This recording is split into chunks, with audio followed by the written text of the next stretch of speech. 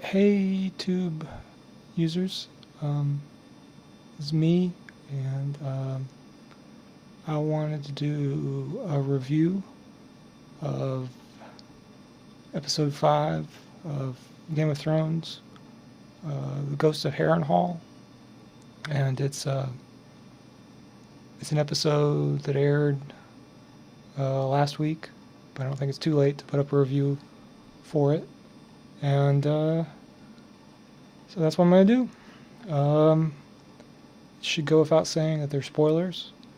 So if you're not up to the midway point on season 2 of Game of Thrones, you shouldn't watch this review.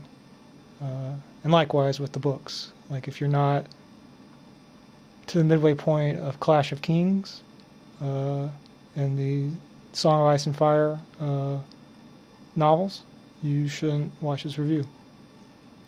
So, spoilers. Already said it. Anyway, I watched the episode online. I don't have HBO, and so, but people always upload parts of the episode by character, and if you just search for the character's name, you can pretty easily find the whole episode. It's out of order, but it's not a big deal, and you can read about it so you know what order it's going to go into. I just usually just watch by character.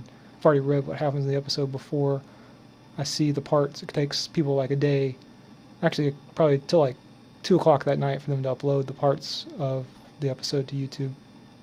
But anyway, in this episode, Renly got killed by the Shadow Baby, and a lot of people online said it was underwhelming. I didn't think it was it was kind of underwhelming. But it was okay. I like the character of Renly. People thought that he was kind of too wishy-washy compared to the books, where he's very strong and bold, but I thought the actor did a good job, and I agree with the idea that it's, if it wasn't an adaptation, you'd want to see more of them. Just Loras Tyrell and Renly and Marjorie, and just that weird kingly threesome, And I do agree with the accounts that it's awkward. It's a little bit of the staging of the attack by the shadow monster baby thing was a little rushed. They really could have put that at the beginning or the end of the last episode, and it may have made more sense there. They just kind of cut when the shadow baby was born. I thought Jaqen and Hagar with Arya was very well done. And again, there's that problem of adaptation where you don't really know what they're doing with the Tywin character, Like, I don't think he interacts with Arya in the books, but, we'll see. But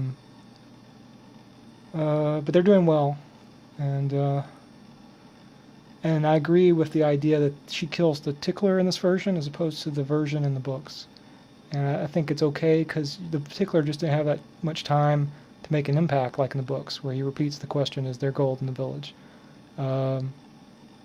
They could easily give that name and that question to another person, whoever takes over Harrenhall next. I guess, I don't know, I was pretty pleased with the episode. I thought, I thought the Theon stuff was okay. I kind of skipped over the Greyjoy stuff in the books. Though I really like it in the show, really. I feel sorry for him, and I wish they were a little bit more ambiguous about what he was going to do. But again, it makes you really wish you hadn't read the books. The books are too long. They say in 1,000 pages what they could say in 500.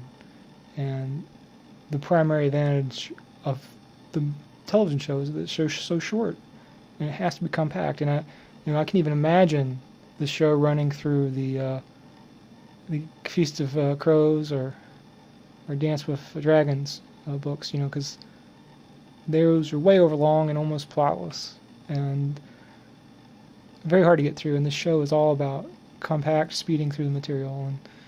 And I don't know what else I have to say. I really like it, but I am finding out that without HBO, it's possible to be into it without even watching it. Like I really like reading the message boards about it and discussing it and seeing it being discussed. And I'll like click on all the different recaps and reviews. You know, I'll be like, it'll be 2 o'clock in the morning. I'll be reading people's different versions, so I'll have an idea of the show in my head, and that will be really different from the version, that's in real life. Or I don't know. And when you actually watch the show, it's almost like that's it. It's just so literal. It's just like you read 100 times that so and so does this to so and so, and then different perspectives on it, and then it builds up to just a very simple staging of. I always think if you fast forward to this show, it looks like any other show. It's just people in a room. Like just it could be a soap opera. There's just if they didn't show the special effects, it'd be a soap opera. And how is this different from a soap opera? And it's not, and it's just me getting excited about fictional characters that I won't be involved with. So, yeah, but I like the show. I really do. I think it's taking the place of other things I've gotten really excited about in the past, like Star Wars or Buffy.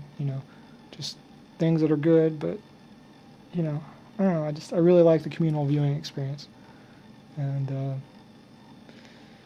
I don't know. I really don't actually have a whole lot to say about it. I guess I really shouldn't have made a review of this episode because I just don't have a very strong opinion. It's no different from the thousands of other reviews. I like the Moral Wine Sir recap of Game of Thrones, and I don't know what else is another. I like the AV Club ones. Other things as well that are also good. Well, there are a lot of podcasts about it, but yeah, I don't know.